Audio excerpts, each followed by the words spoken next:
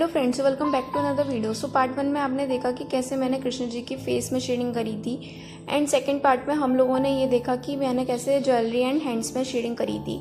सो अभी तक आपने वो दोनों पार्ट्स नहीं देखे हैं तो जल्दी से जाके पहले वो दोनों पार्ट्स देख लीजिए। एंड इस पार्ट में हम लोग इस ड्राइंग को फाइनली कंप्लीट करने वाले हैं। तो अभी मैं इनके क्लॉथ्स बनाने के लिए यहाँ पे लेमन येलो कलर का यूज़ कर रही हूँ लाइट वैल्यूज़ देने के लिए, और बहुत ही ज़्यादा मीडियम प्रेशर और लाइट प्रेशर में आपको शेडिंग करनी है। और डार्क वैल्यूज़ देने के लिए मैं यहाँ पे येलो ऑरेंज कलर का यूज़ कर रही हूँ।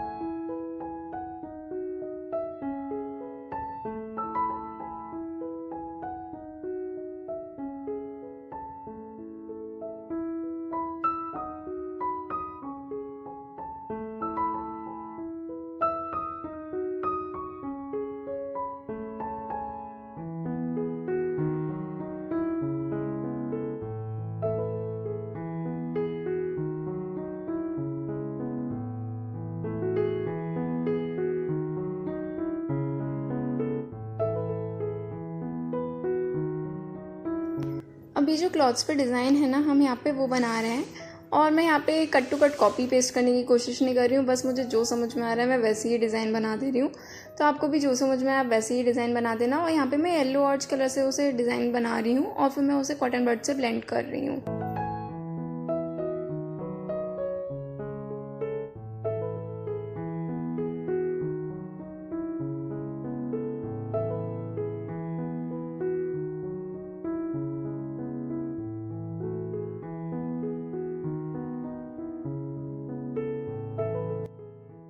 अब यहाँ पे मैं ऑरेंज कलर पेंसिल का यूज़ कर रही हूँ और साथ ही मैं ब्राउन पेंसिल कलर का यूज़ कर रही हूँ थोड़ी डेप्थ क्रिएट करने के लिए।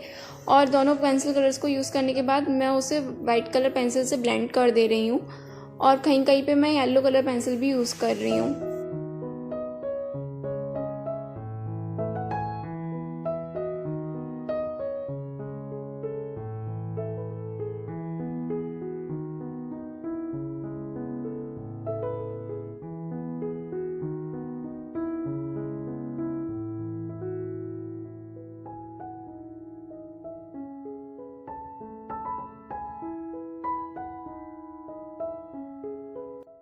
अब हम यहाँ पे इनका मोरपंख बनाने के लिए पहले मैं यहाँ पे लाइट ब्लू कलर से शेड कर रही हूँ, फिर मैं उसके बाद इसे वाइट कलर से थोड़ा सा ब्लेंड कर रही हूँ और फिर अब हम लोग यहाँ पे प्रूशियन ब्लू कलर का यूज़ करेंगे थोड़ी डार्कनेस दिखाने के लिए।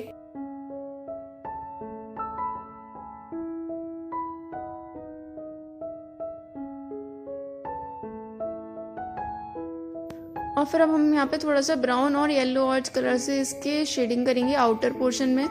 और यहाँ पे मैं इनके पंख बनाने के लिए प्रूशियन ब्लू कलर से अगेन शेडिंग कर रही हूँ।